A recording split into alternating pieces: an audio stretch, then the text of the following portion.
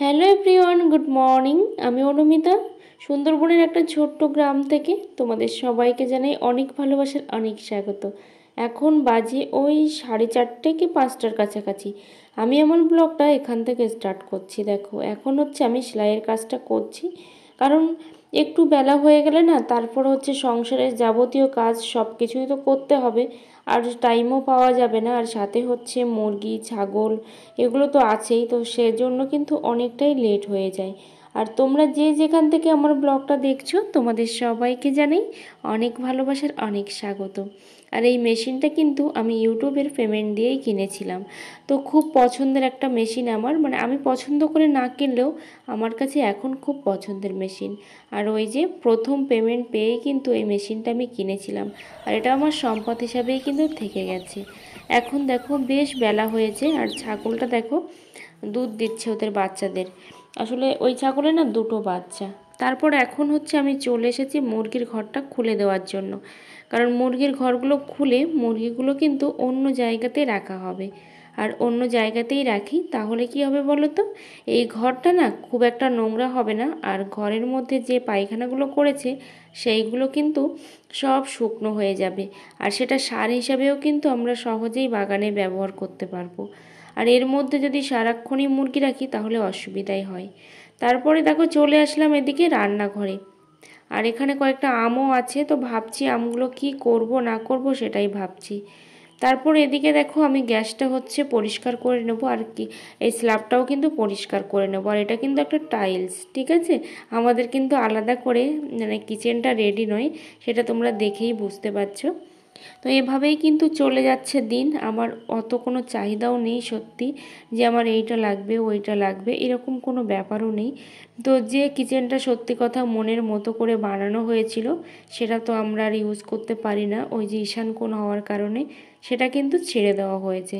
Tiles বসিয়ে, slab বসিয়ে, অনেকটা বেসিন বসিয়ে সব কিছু রেডি করার পরেও কিন্তু সেই কিচেনটা কিন্তু আমাকে ছাড়তে হয়েছে। তাই তারপরের থেকে আর কোনো আমার মধ্যে না চাওয়া পাওয়াটা একদমই নেই, কারণ আর ভালো লাগে না যে এটা লাগবে ওইটা লাগবে, এইভাবেই তো দিন কেটে যাচ্ছে। তো এখন দেখো সাবান দিয়ে কিন্তু পরিষ্কার করে নিচ্ছি। আর এটা কসব্রাইটের গায়ে সাবানটা লাগিয়ে নিয়েছি, আর এর বয়সটা কত জানো তো, সেই 2009 সালে কিন্তু কেনা। তো 2009 সালের মে মাসে হচ্ছে আমাদের এখানে আয়লা হয়েছিল, আর সেই সময় হচ্ছে এই গ্যাসটা সাথে হচ্ছে এই বার্নারটাও কিন্তু কেনা ছিল। সেইখান থেকে আজ পর্যন্ত এখনও কিন্তু সেমভাবেই চলছে, কোনো কিছুই চেঞ্জ করতে হয়নি। ওই যে বলে না, পুরানো চাল ভাতে বাড়ে, তো সেরকমই। এতটা হাঁড়ি এই গ্যাস বার্নারটা যে কি বলবো। এটা আমার মনে হয় আমিও যখন থাকবো না তখনও বোধহয় এর কোনো রকম কোনো অসুবিধা হবে না। যদিও আমার 3 বার্নারের একটা গ্যাস ওভেনও আছে, কিন্তু সেটা আমি আর কখনো ইউজ করতে পারবো কি না আমি সত্যি কখনো জানি না। তো এখানে দেখো ভালো করে কিন্তু আমি এটাকে ধুয়ে নিচ্ছি। ওই যে ডাল সেদ্ধ করতে গিয়ে ডাল পড়েছে, তো সে তার জন্য এত চিটচিটে হয়ে গেছিলো। এদিকে আমি ভাতটাও দেখো বসিয়ে দিয়েছি। সত্যি কথা উনুনে যাওয়া হচ্ছে না একদমই, কারণ না শরীরটা এতটাই খারাপ যে উনুনে রান্না করার মতো কিন্তু ক্ষমতাও আমার মধ্যে একেবারেই হারিয়ে গেছে। এইদিকে রান্না করে নেব ডিম। তো 4টে এখন ডিম রান্না করব। আর এখন কটা বাজে জানো তো, এখন বাজে ওই 6:30টার কাছাকাছি। তো এখনই হচ্ছে রান্নাটা বসিয়ে নেব। তো অনেকে হয়তো বলবে যে 6:30টার সময় রান্না করে সারা দিন খাবে। আসলে ওইটা শুনতে খারাপ লাগে, কিন্তু যারা ফ্রিজে রাখে, রেখে 2 দিন 3 দিন ধরে খায়, তখন কি হয়, তাই না? তো ওইটা কোনো ব্যাপার না আমাদের কাছে, সত্যি কথা ওটা কোনো ব্যাপার নয়। রাত্রেবেলা ভাতটাই বেশিরভাগ রান্না করা হয়, তরকারি না থাকলে রান্না হয়, থাকলে আর রান্না হয় না। আর যেহেতু আমরা 3জন, ওই রকম কোনো আলাদা করে চাহিদাও নেই যে এইটা করতে হবে ওইটা করতে হবে। তো যেটুকু থাকে আমাদের কিন্তু সেটুকুতেই চলে যায়। আর ওই যে সংসারে খরচ বাঁচানোর জন্যই কিন্তু ডিমটা খাওয়া হচ্ছে। তো এভাবে কিন্তু কখনোই আমরা ডিম কিনে খাইনি এই 6 বছরের মধ্যে। এই ফার্স্ট টাইম কিন্তু আমরা ডিম কিনেছি এরকমভাবে 1 ট্রে। আর সেখান থেকেই কিন্তু এখন ডিম বের করে করে খাওয়া হচ্ছে। আসলে মাছের যা দাম, তো মাছ আর কেনাই হচ্ছে না।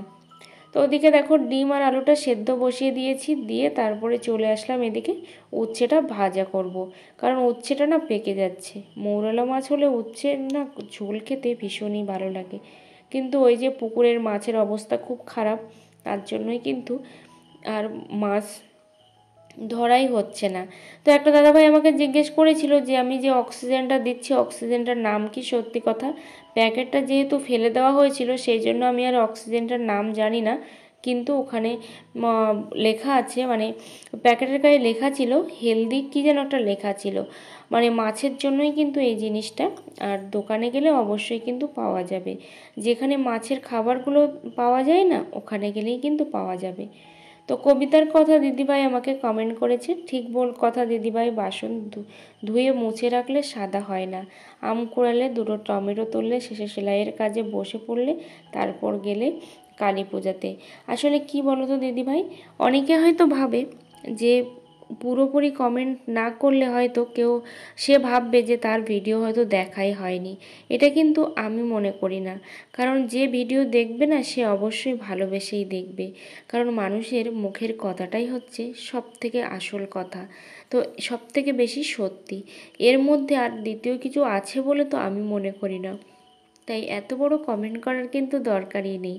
তো ওদিকে দেখো উচ্ছে আলুটা আমি বসিয়ে দিয়ে এদিকে চলে এসেছি এই চায়ের কাপ দুটো ধুতে, সাথে হচ্ছে জিনিসগুলো ধুয়ে নিতে। বেশি জিনিসটা কিন্তু আমি পুকুরে নিয়ে গিয়েই ধুই, জল খরচটা আমি একটু কমই করি, যেহেতু পুকুর আছে অত বড়, সেই জন্য কিন্তু আলাদা করে আর এত খরচ করার দরকার হয় না। কিন্তু কাপটা আমার এত পরিমাণে ভাঙে, যার জন্য মানে নিজের হাতে কম ভাঙে, সবাই ভেঙে ফেলে, যার জন্য কিন্তু আমি এই কাপটা বেসিনে ধোয়ার চেষ্টা করি।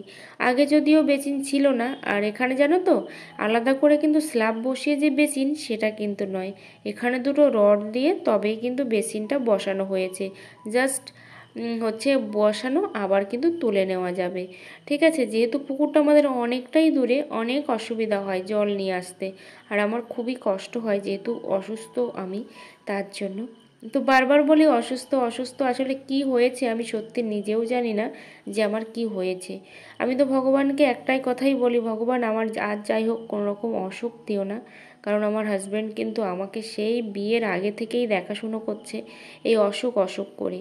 তো সেই জন্য আমাকে আর কোনো কষ্ট দিও না, মানে অসুখ দিও না, আমার যা হওয়ার হয় হোক, মরে যাব তবুও ঠিক আছে, কিন্তু অসুখটা আর আমাকে দিও না। আমি আর সহ্য করতে পারি না আমার হাজব্যান্ডের এই টাকা পয়সা খরচটা। দেখো বেসিনটাও কিন্তু আমি খুব ভালো করে ধুয়ে নিলাম। তারপর এদিকে দেখো প্রেসার কুকারে ছিটিও পড়ে গেছে, সাথে হচ্ছে আমার ডিম আর আলুটাও সেদ্ধ হয়ে গেছে। আমি ভাবছি সেই 6:30টার সময় ভাত রান্না বসিয়েছি আর এখন 8টা বেজে গেছে। আমার এত টাইম কখনোই লাগে না, আসলে ওই যে বলছি যে শরীরটা খারাপ, কি হয়েছে আমি নিজেও জানি না, করছি করব, হচ্ছে হবে, এরকম একটা বিষয় না আমার মধ্যে খুব কাজ করছে, মানে কোনো কাজ যেন আমি করেই উঠতে পারছি না। তো এদিকে দেখো আলুটাও কিন্তু আমি সেদ্ধ করে নিয়েছি, আর আমাদের গ্রামে কিন্তু এইভাবেই আলু আর ডিম খেতে সবাই পছন্দ করে, আর আমরাও কিন্তু ছোটোবেলা থেকে বেশিরভাগই কিন্তু এইভাবেই আলু সেদ্ধ করে ভেঙে দিয়ে রান্না করে অভ্যস্ত। হয়তো অনেকে এটা পছন্দ করে না, কিন্তু অবশ্যই খেয়ে দেখো কতটা টেস্টি হয়, খুবই টেস্টি হয় কিন্তু।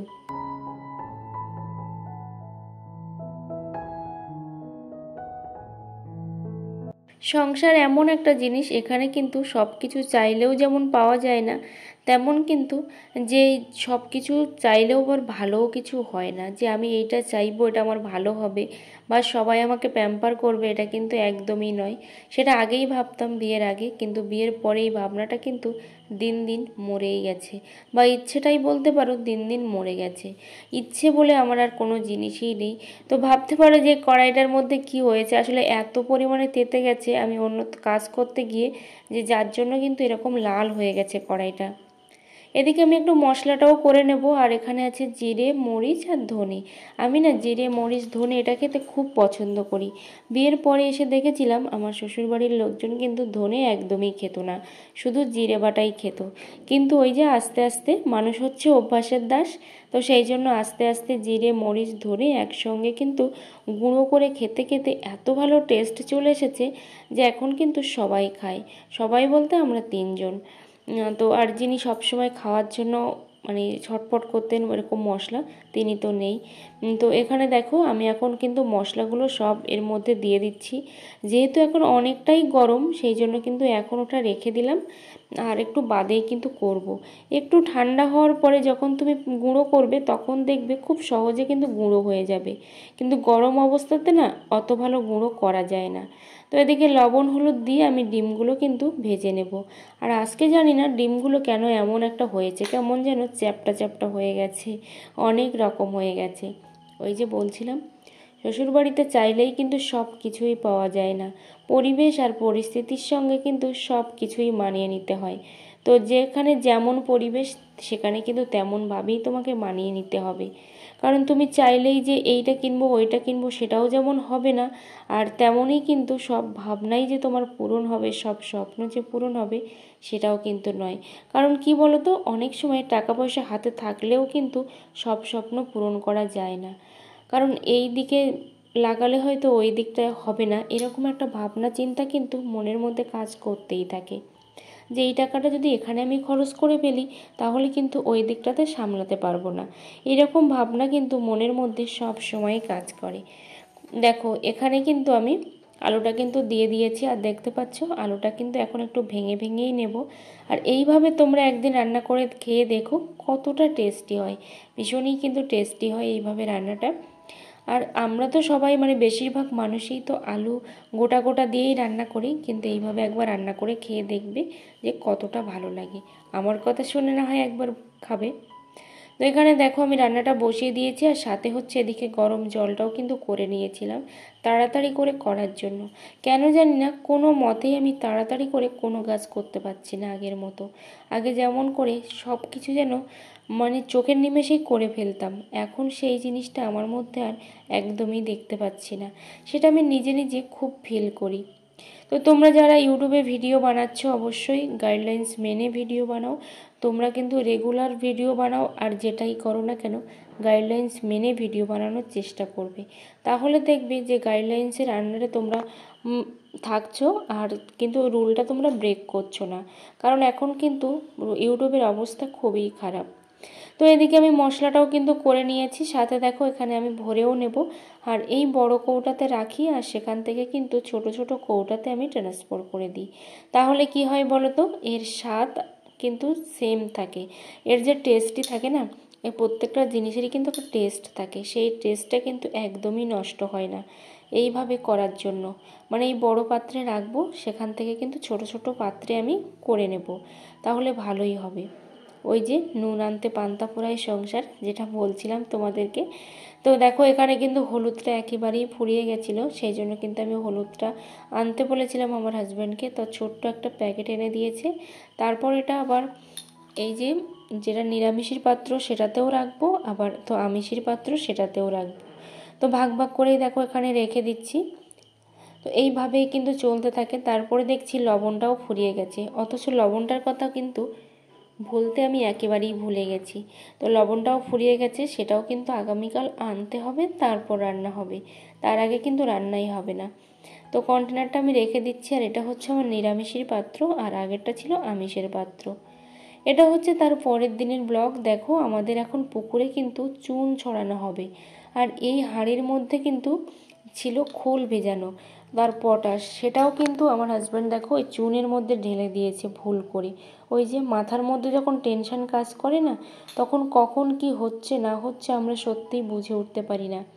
সেই জন্য দেখো হাঁড়ির মধ্যে কিন্তু ঢেলে দিয়েছে চুনটা, যার জন্য কিন্তু সবসময় এবার দিতে হবে পুকুরে।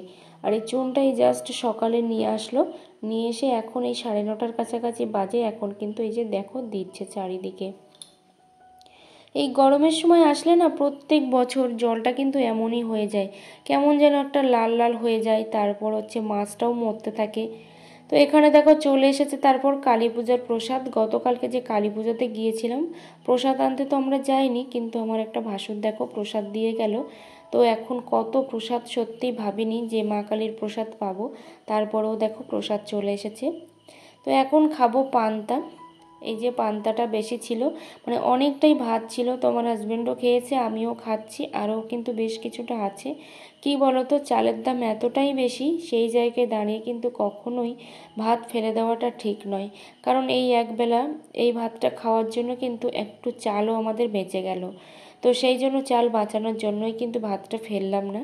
সবাই ভালো থেকো, সুস্থ থেকো।